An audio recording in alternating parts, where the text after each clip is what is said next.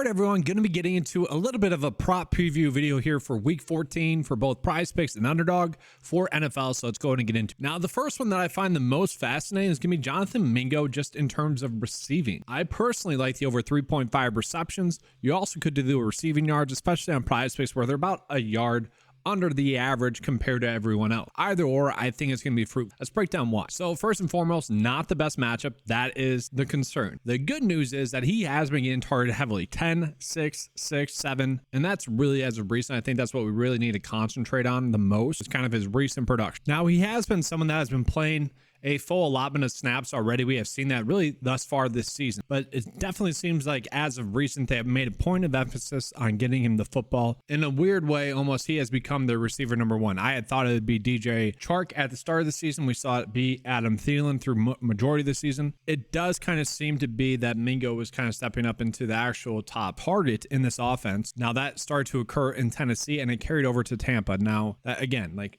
the Saints matchup is difficult, and I think that's why we're getting at 3.5. And again, like, this is not a great EV bet. Again, this would be a better bet probably on one of the sports books. But all in all, he has looked pretty good as well. Like, you can see a slight improvement in his game as well. And then we just pull up like the full prop sheet right now as well, guys. So Bryce Young under rush yards, we can see that PrizePicks a little bit high compared to Underdog.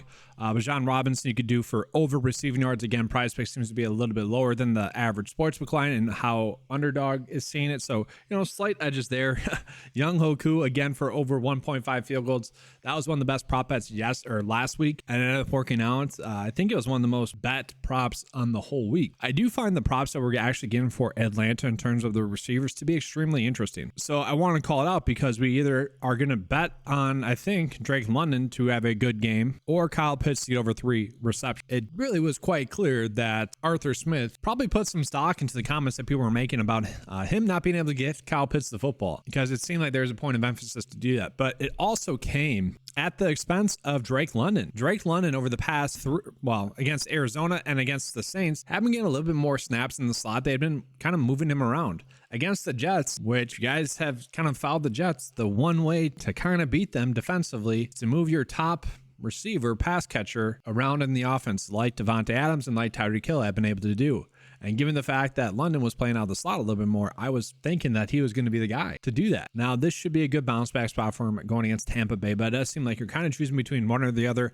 Obviously, we'll see that he had a good game against Tampa Bay the last time out. And for what it's worth, Kyle Pitts also had a pretty good game there as well. 4 targets in that game, 3 receptions in that game, 47 yards. And when we look at the snap counts, we have seen Kyle Pitts kind of get more and more snaps. Like, if he does get 75 snaps again, 75 snaps again, to me, it's going to be easier. And I read that wrong. I was looking at Bijan Robinson there. That's also a point of emphasis, though. Don't get me wrong. Like, it does seem like last week was kind of a correction week for Arthur Smith. We're going to give Bijan Robinson a lot of snaps. We're going to give Kyle Pitts a lot of snaps. And in a game against the Jets, that typically wouldn't be what you would expect. You would have kind of expected to see a lot more 12 personnel than what they did. So that was kind of confusing. But all in all, I think that was kind of a tell that we are going to continue to see Kyle Pitts get more and more work. Let's say basically 70% of the snaps. I don't think those days of him getting 50% or so of the snaps, I don't think that's going to occur again. I think he's kind of tipped his hand. It's going to be Kyle Pitts. It's going to be Drake London, who's been getting the snaps, and Bijan Robinson. I think we're going to start seeing them. And then from there, getting back into it,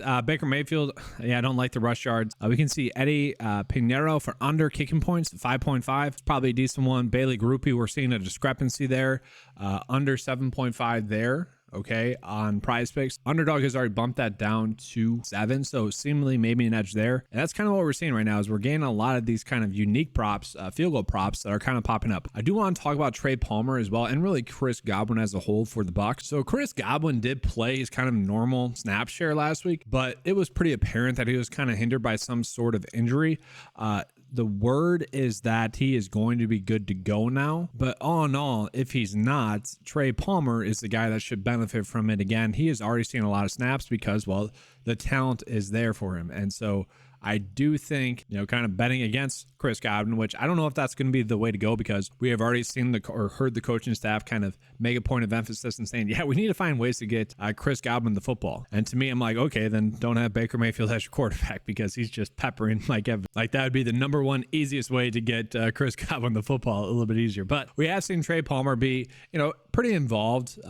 Early on the season, we saw Baker miss him a bunch downfield, and that has still somewhat occurred a little bit, but all in all, his targets have become a little bit more shallow than they were at the beginning of the season. Now he gets a little bit of a better matchup going against Atlanta, but really what we are seeing there is that if Chris Godwin's good to go, we probably are just hands off with Trey Palmer. And I'm kind of just bringing that up, guys, because that's one of the prop bets that's like popping up slightly here. It's a limited board that I'm showing right now, because these are the bets in which PrizePicks kind of thinks they have the biggest edge on. And so again, like the best ones that we're seeing right now are going to be those kind of kicking props that we have, like Young Hoku, Eddie Pinheiro, and then like Groupie there. From there, I do want to mention Kyren Williams. The 15.5 rush attempts is interesting there.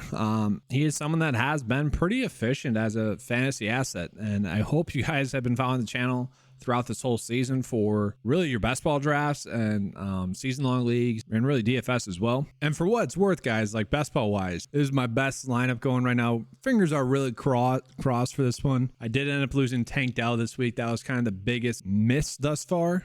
And obviously Ross with his off the field stuff, but my fingers are really crossed that this one ends up dominating. Like all the players I was hyping up to, guys, are coming through for me in this, but I guess in a weird way, that's kind of my long way of saying probably have a little bit of Kyren Williams biased here. He's been someone that I've been, again, hyping up a bunch this season.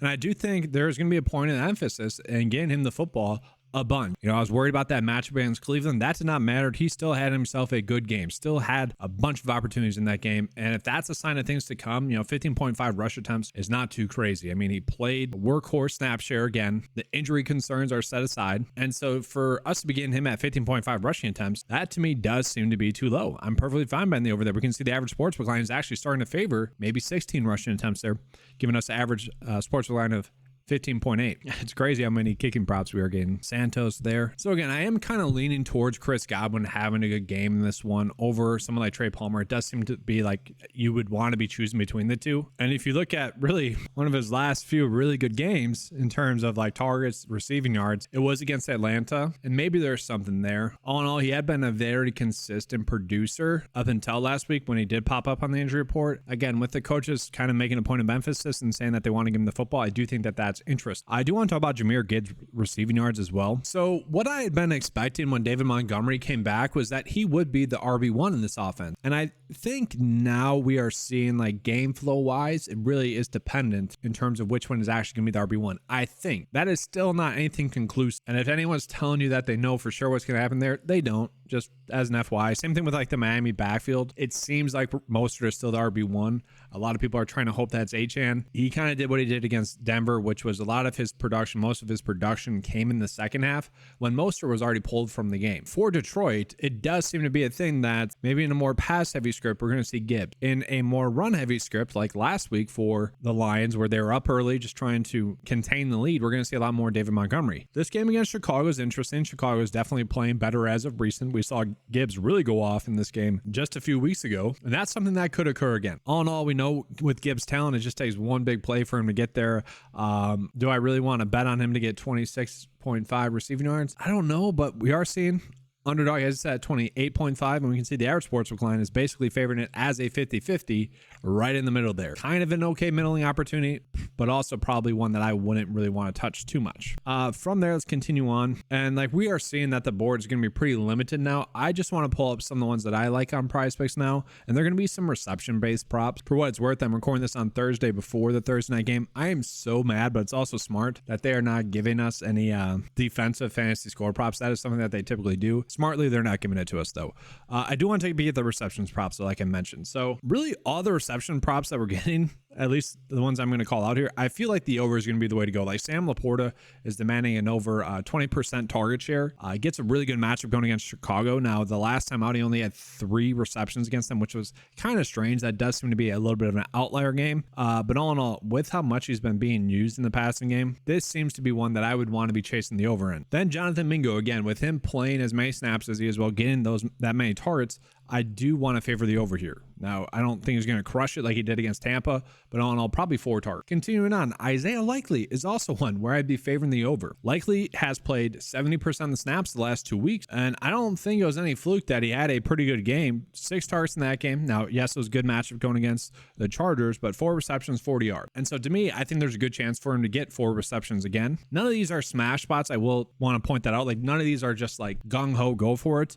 And the odds are going to suggest that as well. Like, these are all better DraftKings Sportsbook, FanDuel Sportsbook bets than they are PrizePicks. I'm just using PrizePicks because they have all those props available for us earlier on. These will adjust once we start to get those lines in there from the sports. Justin Jefferson, certainly an interesting one as well. He did not rush back, guys. He did not rush back at all. Now, this Raiders matchup is a difficult one. I will say that. But really, at the beginning of the season, if you would have told us that we were getting Justin Jefferson at 5.5 receptions in any game, you would have been like, yeah, I'm betting the over there for sure, 100%. And Dobbs has, if it is Dobbs, I'm pretty sure it's gonna be Dobbs. He has proven that he can get the football to Jefferson, and that might, if it's not Dobbs, that could be a little bit of a concern. I think it could be Nick Mullins.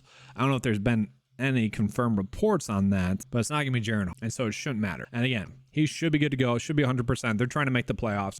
And so for him to get 5.5 reception, that seems too low to me. And then for what it's worth as well, guys, TJ Hawkinson as well. This seems like an extremely low number as well. The concern with him was that his snaps were being limited the last 2 weeks as he was really just getting peppered with targets, which meant that he was getting peppered with hits. And so that bye week came at a perfect time for TJ Hawkins. And I think he's going to be heavily involved. Like, sure, this does also seem like a situation where you probably want to be betting one or the other, but both of those lines seem just egregiously too low. It's going to be funneled. The offense can be funneled to those two. And then for what it's worth, I think this for Keenan Allen seems to be extremely low as well.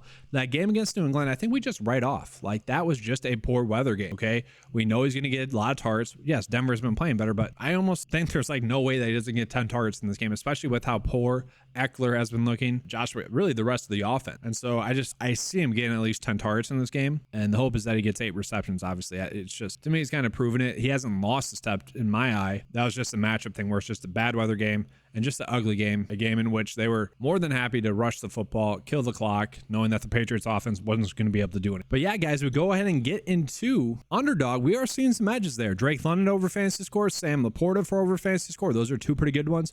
Bijan Robinson for over fantasy score. So right off the bat, we got 3 really solid ones. And I really like the fact that they are giving these fantasy score props to us. Matthew Stafford for under fantasy score. I don't think I want to touch the Justin Fields one. A lot of his production is really dependent on whether or not he's going to be rushing the football bunch.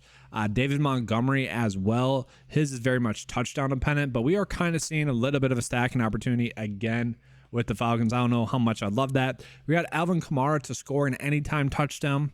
That's kind of an appealing one.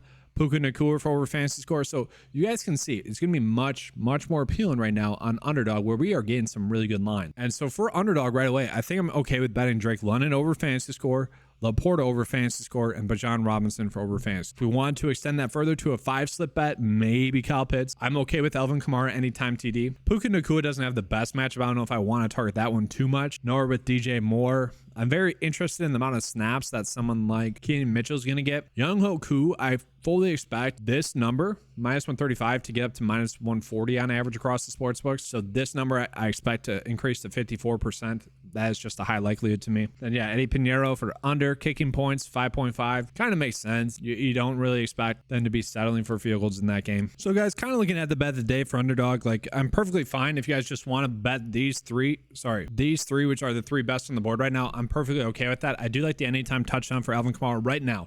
That is something where the odds could adjust, but it does make sense going against Carolina, right? It's going to be a run-heavy script for them most likely. They're going to be favored to win. The Panthers have been poor against stopping the run. It just makes... I might do this as an insured slip, though, just as an FYI, simply because we have 1, 2, 3 Atlanta players in it, especially with Ritter just not playing well at the quarterback position. That does worry me. It's very much, I think, a matchup-based thing. I think that's why the Vegas data is telling us that, but it does give us a little bit of concern that all 3 of them getting the over does seem to be less likely. And then Laporta, you just kind of expect him to continue to do what he has been doing. Now, again, guys, I kind of mentioned those receptions props that I personally like better. I see those as better DraftKings, FanDuel, BetMGM type bet. Right now on PrizePicks, I see these as the best ones. We are seeing a discrepancy in the line for Bijan Robinson, a 2-yard difference there. And we're also seeing a 2-yard difference there for Bryce Young. The average sportsbook line is favoring Robinson to get 20.5 receiving yards, whereas for Bryce Young, the average sportsbook line is favoring him to get 11.5 rush yards. Underdog is also giving us that line. So to me, yeah, it's kind of clear that PrizePicks is a little bit off. And then for now, I'm going with the 2 kicking props. Don't exactly love it, but all in all, Young Oku's been a stud. The Bucs defense is pretty solid. This is kind of a weird way to hedge the underdog slip as well, where it's like, all right, the Falcons are driving. Some of those guys are going to get their fantasy score by that, but maybe they don't score a touchdown. Maybe they end up kicking 2 field goals with Young Oku. It kind of makes sense. Bucs are kind of a little bit of a bend but don't break defense. And then, yeah, Eddie Pinheiro for less than 5.5 kicking points. He has gotten this under in 3 straight. Going against the Saints, chances are that is going to occur again. The issue that I have there is that, maybe with Mingo at 3.5 receptions, maybe that doesn't correlate too well. Again, that was one that I liked a little bit as well. But guys, it's early. That's kind of what I'm looking at right now. I plan on doing the deep dive video sometime, probably on Saturday, but I want to get this out to you because, I had a little bit of free time. Thank you guys for watching. If you guys want access to the tools, head on over to 95sports.com. They're available for $10 a month. Thanks for watching. As always, let's keep cashing.